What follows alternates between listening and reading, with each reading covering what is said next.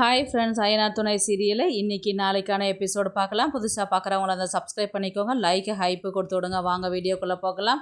நேற்றுக்கு எபிசோடு இதில் முடிச்சிருப்பாங்கன்றது பார்த்திங்கன்னா, வானதி பாண்டியன்கிட்ட தான் கால் பண்ணி பேசின்னு இருப்பாங்க. இவங்க செம்பருத்தி தான் என்னடி உன் ஆள்கிட்ட பேசின்னு இருக்கிறியா அப்படின்ற மாதிரி தான் கேட்பாங்க. ஆமாம் பெரியம்மா, நீ ஒன்றும் தூங்கலையா? நீ தூங்குறன்னு நினச்சி தானே நான் பேசின்னு இருக்கிறேன் நான் அப்படின்னு சொல்லிட்டு சொன்னதுக்கு, நான் எங்கடி தூங்கினேன், நீ கத்தலை அப்படின்னு அவங்க சொல்லுவாங்க. இல்லை, நீ பேசாத வேறு வீடு போயேன் பெரியம்மா, எனக்கு ஃபோன் பேசுறது கூட ப்ரைவசியே இல்லை, நீ ரொம்ப டிஸ்டர்பாக இருக்கிற எனக்கு அப்படின்னு. அடிப்பாவி, நான் இருக்கிறதா உனக்கு தொல்லையாக இருக்குது, உங்கள் அப்பா வீடு பார்க்க சொல்லு, நீயும் ஒரு பக்கம் பாரு, நான் என்ன இங்கேயே இருக்கணும்னு ஆசை, நானும் தனியாக இருக்கணும்னு தான் விருப்பப்படுறேன் அப்படின்னு சொன்னதுக்கு, சரி நான் பார்க்குறேன் அப்படின்னு சொல்லிட்டு சொல்லுவாங்க. ஆள் எப்படி இருப்பான், என்ன படிச்சிருக்கிறான், என்ன வேலை செய்கிறான் அப்படின்னு சொல்லிட்டு கேட்டதுக்கு, மெக்கானிக் ஷாப் வச்சுருக்கிறான், ஓனாக தான் வச்சுருக்கிறான் அப்படின்னு சொல்லிட்டு சொன்னது. ஓ, நீயும் கடை வச்சுருக்கிறான், அவனும் கடை வச்சுருக்கிறானா, சரி எனக்கு ஒரு நாள் அவனை இன்ட்ரடியூஸ் பண்ணிவிடு என்ன அப்படின்னு சொன்னதுக்கு, அதுக்கு என்ன பெரியம்மா, கண்டிப்பாக நான் பண்ணுறேன் நான். அப்புறம் சரி தூங்கு, உங்கள் அப்பா அம்மா எழுந்துக்கு போகிறாங்க அப்படின்னு சொல்லிட்டு இவங்க சொல்லுவாங்க. சரின்னு சொல்லிட்டு இவங்க படுத்துக்குவாங்க. அடுத்த நாள் வானதி கடைக்கு வருவா. கடைக்கு வந்தோடனே பாண்டியனை சொல்லுவாங்க, என்னால் இங்கே கடைக்காவது வர முடியுது பாண்டி, அங்கே வீட்டுக்கு தான் வரவே முடியல, எப்படி தான் இருக்கிறாங்க உங்கள் வீட்டில், எல்லாம் நல்லா இருக்கிறாங்களா, என்ன தான் இப்போ விஷயம் போயின்னு இருக்குது உங்கள் வீட்டில் அப்படின்னு சொல்லி கேட்டதுக்கு, இந்த மாதிரி சேரன் அண்ணாக்கு தான் நிச்சயதார்த்தம் பண்ணியிருக்குதுல்ல, அந்த வேலையை தான் அண்ணா அண்ணியெல்லாம் போயிட்டு ட்ரெஸ் எல்லாம் எடுத்துகிட்டு வராங்க, எல்லா வேலையும் அதுதான் இப்போ போயின்ட்டுருக்குது அப்படின்னு சொன்னதுக்கு, நானும் வரணும் தான் நினைக்கிறேன், என்னால் கொஞ்சம் கூட அந்த கடையை விட்டு நகரவே முடியல, ரொம்ப டயர்டாக இருக்குது பாண்டி அப்படின்னு சொல்லிட்டு வானதி சொல்லுவாங்க. அதுக்கு என்னடி டயர்டெல்லாம் பார்த்தா சரி ஆகுமா, சரி பீகாருக்கு வரியா அப்படின்னு சொல்லிட்டு கேட்பாங்க. எதுக்கு சடனாக பீகாருக்கு, இந்த மாதிரி நிச்சயம் ஆக போதில்ல, 2 நாள் நல்லா ஜாலியாக இருக்கும், 2 நாள் போய் பேசிகிட்டே போகலாம், 2 நாள் பேசிக்கிட்டே திரும்ப வரலாம், மொத்தம் 4 நாள் இருக்குது, ஜாலியாக போயிட்டு வரலாம், வரியா அப்படின்ற மாதிரி சொன்னதுக்கு, உடனே வானதின்னா, கண்டிப்பாக வா பாண்டி, நீ கூப்பிடுற, நான் வரட்டுமா அப்படின்னு கேட்டதுக்கு, ஏன்டி நம்ம வீட்டு விசேஷத்துக்கு அப்புறம் நீ இல்லாத இருப்பியா, கண்டிப்பாக வா அப்படின்னு சொல்லுவாங்க. ஐயோ, எங்கள் வீட்டில் அனுப்ப மாட்டாங்களே அவ்வளோ தூரத்துக்குன்னு, நான் உங்கள் வீட்டில் பேசிட்டோமா அப்படின்னு பாண்டி கேட்பாரு. ஐயோ வேண்டாம் பாண்டி, நான் எங்கள் அப்பா அம்மாவுக்கு தெரியாத நான் வரேன், என்ன உங்கள் அப்பா அம்மாவுக்குலாம் தெரியாதெல்லாம் வர வேண்டாம், அவங்க அனுப்பலைன்னா சொல்லு, நான் வரேன், நீ எதுக்கும் வீட்டில் சொல்லிட்டே வா என்னன்னு சொல்லிட்டு பாண்டியன் சொல்லுவார். சரி பாண்டி அப்படின்னு சொல்லிட்டு இவங்க ஜாலியாக கிளம்பிடுவாங்க. நான் கடைக்கு போகிறேன்னு சொல்லிட்டு, கடையில் பார்த்திங்கன்னா அவர் டாக்டர் அரவிந்தா வானதிக்கிட்ட பேசுவாங்க. இந்த மாதிரி எனக்கு கொஞ்சம் டேப்லெட்ஸ்லாம் வேணும் வானதி, கொஞ்சம் கொடுத்து விட்றீங்களான்னு கேட்டதுக்கு, உங்களுக்கா டாக்டர்னு கேட்டதுக்கு, இல்லை எங்கள் வீட்டு பக்கத்தில் ஒரு ரிலேஷன் இருக்கிறாரு, அவர் தான் வாங்கிட்டு போகிறேன் அப்படின்னு சொல்லிட்டு சொல்லுவாங்க. எவ்வளோ ஆச்சுன்னு கேட்டதுக்கு வானதி, ஐயோ அதெல்லாம் வேண்டாம் டாக்டர், காசெல்லாம் வேண்டாம் அப்படின்னு சொல்லுவாங்க. அதுக்கு பிஸ்னஸ் வேறு, பேச்சு வேறு, ஃப்ரெண்ட்ஷிப் வேறு, அதனால் எவ்வளோ ஆச்சுன்னு சொல்லுங்கன்னு சொன்னதுக்கு, 150 ரூபா ஆச்சுங்க டாக்டர்னு சொல்லுவாங்க. அவங்க ஃபோன்பே பண்ணிவிடுவாங்க. அதுக்கப்புறம் என்ன வானதி, இப்போ இவங்களுக்கு இப்போ செட் ஆகிடுச்சு இல்லை, இப்போ எவ்வளோ டேப்லெட்லாம் அதிகமாக சேல்ஸ் ஆகுது, நாளைக்கு என்னென்ன வேணுன்றதை நீங்கள் ரெடி பண்ணிட்டீங்களா, எழுதி வச்சிட்டிங்களா ஸ்டாக் எல்லாம் அப்படின்னு சொல்லிட்டு அரவிந்த் கேட்பார். இல்லை டாக்டர், நான் என்ன 4 நாளைக்கு நான் லீவ் போடலான் இருக்கிறேன், ஏன்னா பீகாருக்கு போகிறேன், இந்த மாதிரி பாண்டியனுடைய அண்ணனுக்கு நிச்சயதார்த்தம், அதனால் அங்கே கிளம்பி போகிறேன் நான், அது வரலையும் தம்பி தான் பார்த்துப்பான் கடையில் இருக்கிறவன் அப்படின்னு. எத்தனை நாள் லீவ் போடுவீங்கன்னு, மொத்தம் 6 நாள், நிச்சயதார்த்தத்துக்கு 6 நாள் லீவ் போட்டிங்கன்னா கல்யாணத்துக்கு ஒரு 6 நாள் ஆகும், இப்போ தான் பிஸ்னஸ்ன்னு ஸ்டார்ட் பண்ணியிருக்கிறீங்க, அதுக்குள்ளே இவ்வளோ லீவ் போட்டால் சரிப்பட்டு வருமா, இதெல்லாம் சரிப்பட்டு வராது, தயவுசெய்து இவ்வளோ லீவெல்லாம் போடாதீங்க, நான்லாம் ஒரு நாள் கூட லீவ் போடவே மாட்டேன், அப்படியே ரொம்ப முக்கியமான விஷயமா இருந்தாலும் போயிட்டு உடனே நான் ஈவினிங்லாம் வந்துடுவேன் நான், தயவுசெய்து லீவ் போடாதீங்க, ஒரு எக்ஸாம்பிள் சொல்லட்டுமா அப்படின்னு சொல்லிட்டு கேட்பாங்க. கதையா ஜோக்கான்னு கேட்பாங்க வானதி.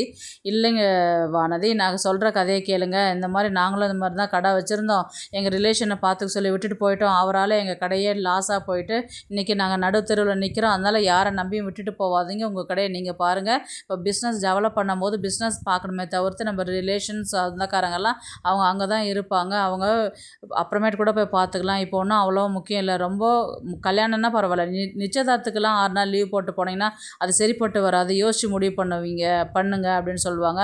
அப்படியே சொல்கிறீங்க டாக்டர், சரி அப்படின்வாங்க. ஆல்ரெடி பாண்டியன் கூப்பிட்டதுனால இப்போ வானதி போய் என்ன சொல்லுவாங்க பாண்டியன் கிட்ட, என்னால் வர முடியாது பாண்டி, இப்போ தான் பிஸ்னஸ் டெவலப் ஆகுது, இப்போ நான் வந்துட்டு போயிட்டு இருந்தால் சரிப்பட்டு வராது, கல்யாணத்துக்கு வேணால் நான் வரட்டா, தப்பாக நினச்சிக்காத நீ அப்படின்னு சொல்லிட்டு சொல்லுவாங்க. என்னடி திடீர்னு இப்படி சொல்லிட்டு, நீ வருவேன், நான் எவ்வளோ ஜாலியாக இருந்தேன் தெரியுமா அப்படின்னு சொல்லிட்டு பாண்டியன் சொல்லுவார். இல்லை பாண்டி, டாக்டர் தான் சொன்னார் இந்த மாதிரினா, அப்போ டாக்டர் சொன்னதுனால அதனால தான் நீ வரலையா, அப்போ உனக்கா என் கூட வரணும்னுலாம் தோணலையா அப்படின்ற மாதிரி தான் சொல்லுவாங்க. என்ன பாண்டி கொஞ்சம் கூட புரிஞ்சிக்கவே மாட்டேங்கிற, அவர் நான் ஏன் நல்லதுக்கு தானே சொல்கிறார். இப்போ நம்ம பிஸ்னஸ் பண்ணுற நேரத்தில் நம்ம ஊர் சுற்றிட்டு இருந்தாக்கா பிஸ்னஸ் எப்படி டெவலப் ஆகும் சொல்லு பார்ப்போம் நீ அப்படின்னு சொன்னதுக்கு, சரி அது ஒரு வகையில் நல்லது தான், சரி நீ அவர் சொல்கிறதே கேளு, நீ ஒன்றும் வர வேண்டாம், நான் போயிட்டு வந்து உனக்கு கால் பண்ணுறேன் அப்படின்ற மாதிரி தான் பாண்டியன் வந்து சொல்லுவாங்க. என்ன நீ கோச்சிக்கிட்டே பாண்டி அப்படின்னு சொன்னதுக்கு, நான் ஏன்டி கோச்சிக்கு போகிறேன், நீ பிஸ்னஸ் பார்க்குறோம், இப்போ நீ எவ்வளோ பொறுப்பாக இருக்கிறன்றது இதுலேருந்தே தெரியுது, நீ எவ்வளோ மெச்சூராக இருக்கிறன்றது தெரியுது, நீ அப்படியே சொல்கிற பாண்டி. ஆமாம் வானதி, நீ முதல்லலாம் வந்து எனக்கு அதெல்லாம் முக்கியம் இல்லை, நான் அவங்க கூட வரேன்னுவேன், இப்போல்லாம் பாரு எவ்வளோ பொறுப்பாக இருக்கிற, அது பாராட்ட வேண்டிய விஷயந்தான், நீ கடையே பாரு, நான் போயிட்டு வந்து உனக்கு ஃபோட்டோஸ்லாம் அனுப்பி விட்றேன், நீ அதை பார்த்து என்ஜாய் பண்ண அப்படின்னு சொல்லுவாங்க. நீ தப்பாக நினச்சிக்கோ, நான் இது ரொம்பவே பயந்துட்டு இருந்தேன் Pandi, I love you Pandi அப்படின்னு சொல்லிட்டு இவங்க வந்து அவங்கள கட்டி பிடிச்சிட்டு இது பண்ணுவாங்க. சரி நீ கிளம்பு, நாளைக்கு நாங்கள் கிளம்பணும், நைட்டு தான் கிளம்புறேன் நான் ட்ரெயினில் அப்படின்னு சொல்லிட்டு அவங்க சொல்லிட்டு வருவாங்க. அடுத்த நாள் வந்து பார்த்திங்கன்னா இவங்க நிலாவும் சோழனும் போயிட்டு ட்ரெஸ் எல்லாம் வாங்கிட்டு வருவாங்க. அந்த மாதிரி வைர மோதிரமும் சேர்த்தே வாங்கிட்டு வந்து சேரன்கிட்ட வீட்டுக்கு வந்தோடனே காமிப்பாங்க. ட்ரெஸ் எல்லாம் நல்லா கரெக்டாக இருக்குது இப்போ, ஆனால் போட்டு பாருங்கள், நான் அளவு சரியில்லைன்னா நம்ம கொண்டு போய் ஆல்ட்ரேஷன் பண்ணிட்டு வரலாம் அப்படின்னு சொல்லுவாங்க. இல்லைப்பா நீ எடுத்தால் எனக்கு கரெக்டாக தான் இருக்கும், எனக்கு இது ரொம்ப பிடிச்சிருக்குது, கலரும் அழகாக இருக்குது, நான் இதே எடுத்துக்கிறேன் அப்படின்னு சொல்லிட்டு அவங்க சொல்லுவாங்க. அதே மாதிரி பாண்டியனுக்கு பல்லவனுக்கும் வந்து அழகாக ஸ்டிச் பண்ணியே வாங்கிட்டு வந்திருப்பாங்க. சூப்பராக இருக்குது அண்ணி, செலெக்ஷன்லாம் நல்லா இருக்குது அப்படின்னு சொல்லிட்டு பல்லவனும் சொல்லுவார். அண்ணா இந்தாங்கன்னு சொல்லிட்டு மோதிரம் கொடுப்பாரு. எல்லாருமே பார்ப்பாங்க, மோதிரம் செம்ம அழகாக இருக்குதுண்ணே அப்படின்னு சொல்லிட்டு பல்லவன் வந்து சொல்லுவார். உடனே இன்னும் நிலா இதை மறந்துட்டியே, அண்ணங்கிட்ட அதை எடுத்து கொடு அப்படின்னு சொல்லிட்டு சோழன் சொல்லுவார். ஐயோ ஆமாங்க நான் மறந்தே போயிட்டேன்னு சொல்லிட்டு, அண்ணா நீங்கள் கேட்டது நீங்களே திறந்து பார்த்துக்கோங்க அப்படின்னு சொல்லிட்டு பாக்ஸை கொடுப்பாங்க. அதில் பார்த்தீங்கன்னா கொலுசு இருக்கும். என்னென்ன கொலுசெல்லாம் வாங்கியிருக்கிற, இல்லைடா சந்தாக்கு அழகாக இருக்கும், நம்ம நிச்சயம் பண்ண போகிற அன்றைக்கி ஒரு கிஃப்டாக கொடுத்தா சூப்பராக இருக்கும்ல, அது அவள் வாழ்க்கையில் மறக்க முடியாத ஒரு சந்தோஷமாக இருக்கும்ல, அதனால தான் அண்ணா நீ வர வர ரொம்பவே தேறிட்ட, ரொம்பவே மாறிட்ட, மாதிரிலாம் இல்லை, சேரன் அண்ணனான்றதே ஒரு ஆச்சரியமாக இருக்குது அப்படின்னு பாண்டியன் வந்து சொல்லுவார். டேய் கிண்டல் பண்ணாதீங்கடா அப்படின்னு, இந்த கொலுசு வந்து இப்போ நான் போட்டு பார்க்குறேன், நீ தான் சந்தாக்கு கொடுக்குற மாதிரி நினச்சிக்கோ அப்படின்னு சொல்லிட்டு பல்லவன் வந்து அதை போட்டு பார்த்துட்டு சந்தா எப்படி வந்து நடப்பாங்க பேசுவாங்கன்ற மாதிரி தான் வந்து அவர் ஆக்ட் பண்ணி காட்டுவாங்க. எல்லாருமே வீட்டில் சிரிச்சுக்கிட்டு இருப்பாங்க. டேய் சும்மா இருங்கடா, இதை எடுத்து வைங்கடா நீங்கள் அப்படின்னு சொல்லிட்டு அந்த கொலுசை எடுத்து அவங்க வச்சுருவாங்க. அதுக்கப்புறம் வந்து பின்னாடி வந்து சேரன் துணி துவச்சுட்டு இருப்பார். கார்த்திகா வந்து பின்னாடி பக்கம் வருவாங்க. யார் அது அப்படின்னு சொல்லிட்டு கேட்டதுக்கு, ஒன்றும் இல்லை மாமா பயப்படாதீங்க நான் தான் அப்படின்னு சொல்கிறேன். என்ன கார்த்திகா எந்த நேரத்தில் வந்திருக்கிற அப்படின்னு சொல்லிட்டு கேட்பாங்க.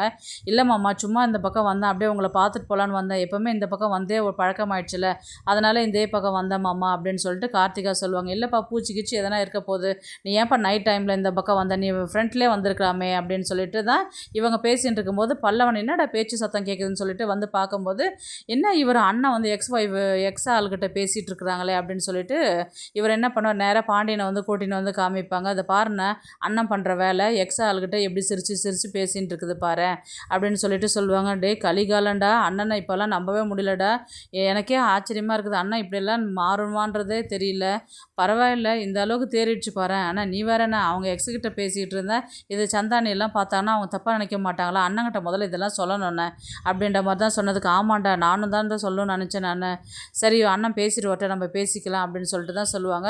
இவங்க வந்து எப்போ கிளம்பணும், எத்தனை மணிக்கு கிளம்பணும், ட்ரெயினில் எத்தனை நாள் ஆகும், இதெல்லாம் வந்து கார்த்திகா வந்து பேசின்னு இருப்பாங்க. அவங்க கல்யாணம், நீங்கள் சந்தாவை கல்யாணம் பண்ணிவிட்டு சந்தோஷமாக இருங்க மாமா அப்படின்ற மாதிரி தான் வந்து கார்த்திகா வந்து சொல்லிட்டு போவாங்க. சரிப்பா நீ கிளம்பு அப்படின்னு சொல்லிட்டு சொல்லுவாங்க.